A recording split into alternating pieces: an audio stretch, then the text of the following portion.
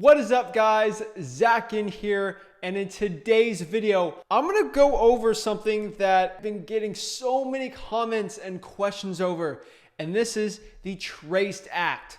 That is right, I'm gonna give you the most complete, up-to-date information on the TRACED Act when it comes to wholesaling real estate for your SMS text blasting and your cold calling for real estate wholesaling. I'm telling you, I'm gonna give you the information you need to know and how you can stay as legally protected as possible in your wholesaling business.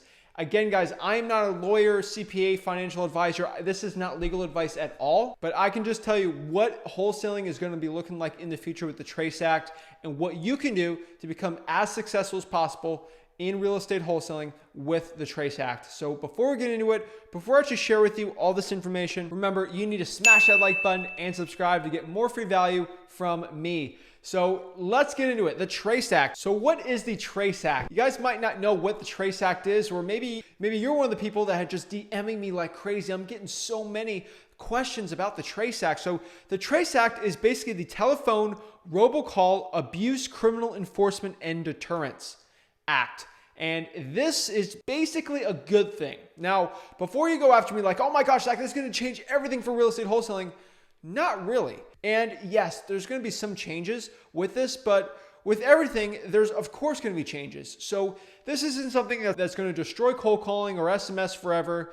This is stuff that's honestly pretty common sense. And if you go with the flow on it, you could still find motivated sellers and your ROI can be the same. And it's actually not a bad thing. So what is the reason for the TRACED Act? Is this a certain act that's only going after wholesaling people at all and they're just trying to go after us, or what is it? So the TRACED Act was actually passed in 2019, and this act it basically had one sole purpose possible, and that's to get rid of spam calling. So what is spam calling? Well, if you own a phone and you live in the United States of America, I guarantee you might get one call a day or maybe one a week that's saying that you get a call from your local area code, you answer it, and it says, please call back for warranty auto deed, or like something like that. And it's the most annoying thing possible. There's a robot literally dialing a phone and calling you, and the message is a pre-recorded message. So literally there's no human interaction at all. It's not a real phone call. It's an actual robot calling you, and that's a robocall.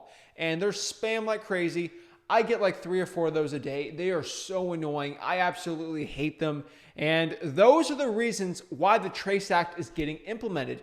Not because people are saying these wholesalers keep calling me. No, this act is mostly going after robocalls. For real estate wholesaling, we have to be compliant with this legislation. With the implementation of the TRACED Act, we're going to have to be compliant with the Secure Telephone Identify Revisited and signature-based handling of assertive information using tokens, aka stir and shaken. Now, that means we're most likely going to have to register and identify our phone numbers. So before I get super confusing in this, let's take a step back. Let's go to the FCC's website here and see what they're talking about when it comes to the TRACED Act. Because the TRACED Act is going to be implemented by the FCC, which is the Federal Communications Commission. Now, the TRACED Act, basically from Congress, gives the Federal Communications Commission new tools to fight unwanted and often illegal robocalls, the top consumer complaint reported to the FCC annually. Now, what does this mean? That means that the FCC is basically going to be going after unwanted and often illegal robocalls from the top complaints annually.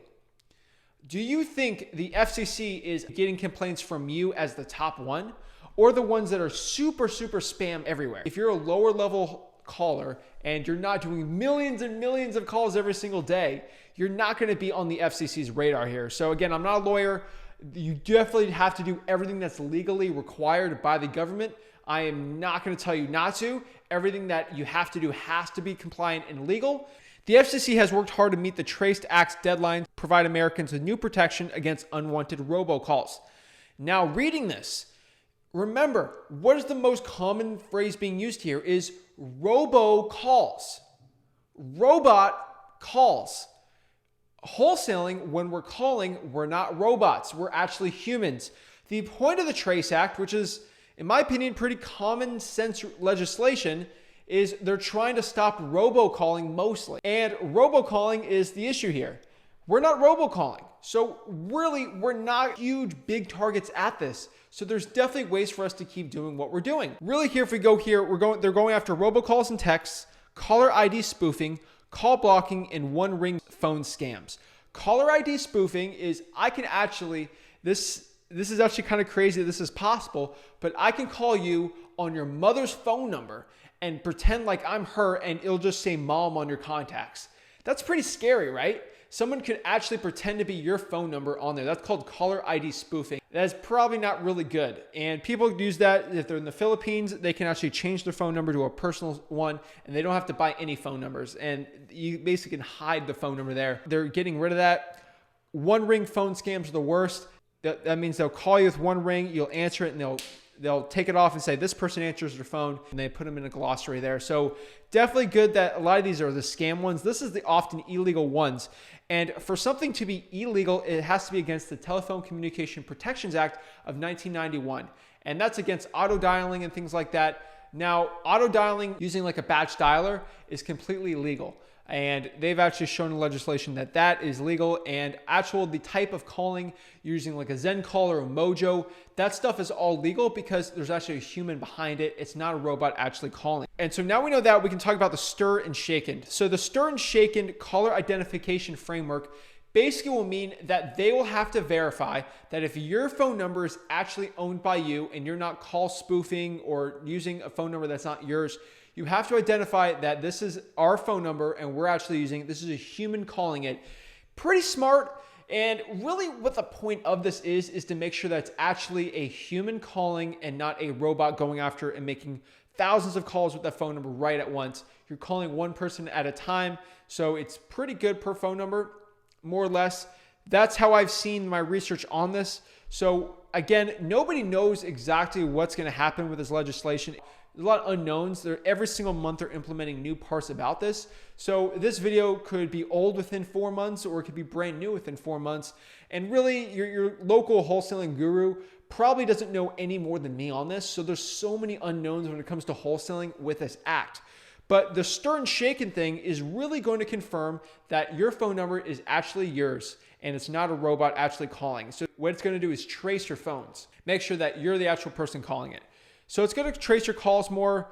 This is really going to get rid of RVMs, and it's going to get rid of those fake IDs and the spoofing. This means something like a Google Voice probably still going to be working very well for you. So if you're doing a very low level amount of calling, you should be fine on Google Voice. Now, if you start doing a high volume of texts or a super big high volume of calls, this is probably new, but a lot of your 12-line and 10-line dialers out there are probably going to get rid of it. So I've been telling you to use a 12-line dialer forever. With this new legislation, it's probably best to use a 3-line triple dialer. The less calls are probably better, and it'll be less spam.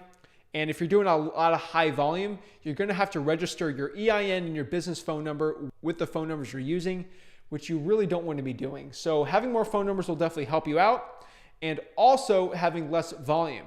And how will someone know if you're spam or not? So like the carriers, this new implementation is actually going to start tracking your phone number once it's in the stir and shaken system. What are they actually going to track? So if you're tracking KPIs on their key performance indicators for the calling or texting is bad, you're going to be flagged as spam likely as soon as possible, and your results are going to go down crazy. And it's actually not bad. This KPIs will stop robocalls from happening and actually help humans doing it. And this is very advanced stuff, but it's actually going to really help us out and really help against the robocalling. So the most important part that we need to understand is when we're calling, we have to make sure that we're within these parameters so our calls are actually not being blocked or used as spam, and the government doesn't flag us as an illegal spammer. What we need to understand is our call lengths have to actually be longer than a robocall. A robocall is going to be 4 or 5 seconds, and they're just going to hang up, and then they're going to be like, okay, this phone number keeps getting called for 3 seconds. No call is going longer than the 3 seconds average. This is a spam. We're going to cut it off. It's going to be a spam likely. Cut it out. Versus us, we're going to have to make sure our average phone call length is over 10 to 20 seconds, which isn't hard if we're having 5-minute conversations with actual motivated sellers. And if we're human, it won't flag it, and we should be fine. So that's one of the most important things. The one takeaway you should take away from this video is make sure when you're cold calling, make sure the average length of your calls are as long as they can. It's over that 10 to 20 second threshold. Now remember guys, dialing is still safe. You can still use a triple line dialer. If you're using batch dialer that's 10 lines, bring it back under to 3 lines and you should be fine there. But dialing is safe. You actually have a VA doing this where you're actually calling yourself, you are completely compliant and you're fine. It's the illegal calls that are going to be bad. And the last one here is they're going after those car warranty people. The people are huge, big spammers. So don't even worry about it too much. Who are they really going to go after? The big spammer or you? Now, the one thing you need to be changing probably more on this is you're going to have to not be this big hedge fund company anymore when you're using your cold calling or your texting. You're going to have to do the mom and pop approach. Now, the mom and pop approach is going to do a lot better. You're not going to be attacked from the FCC from doing this approach versus if you actually do it on the approach that you're this big hedge fund that buys thousands of properties and you have all this money, you're going to get attacked. You might get reported. It's not going to be good. But if you go out there, act like the mom and pop person, like, hey, I'm just a regular dude just trying to buy a property. Are you looking to sell it? That's not going to get flagged. And you should be as safe as possible doing this. So that's really it, guys. Now remember, it's best here. You have to use a compliant company. Don't be using a random company for your services, especially when it comes to this stuff. You don't want to be messing with Uncle Sam. That is the last person you want to mess with here when it comes to your wholesaling and marketing because they can shut you down. Use some companies in wholesaling that's trusted and that will follow the compliance of this stuff. I know for a fact that's why I use Batch, and they are completely compliant with the TCPA and with the new TRACED Act. Thank you guys so much for watching this video. I'm telling you, this TRACE Act is not going to affect wholesaling profitability at all. You need to be a little more shifty. It's not the end of the world, but again, wholesaling is not a static thing. There's always going to be small changes that you have to get your trajectories over. But remember, I'm here to help you every step of the way here. On the Zach Ginn channel here, I release videos every single week where I will hold your hand and show you the whole wholesaling process. If anything changes, I will affect it and change it for you. These wholesaling guru courses will do one video that was 4 years ago and they won't change it. Every video I do and every content that I share changes every single time. I really appreciate you guys watching this content. If you get any value out of it, remember, smash that like button and subscribe. I can't wait to see your success with real estate wholesaling. Have a blessed day.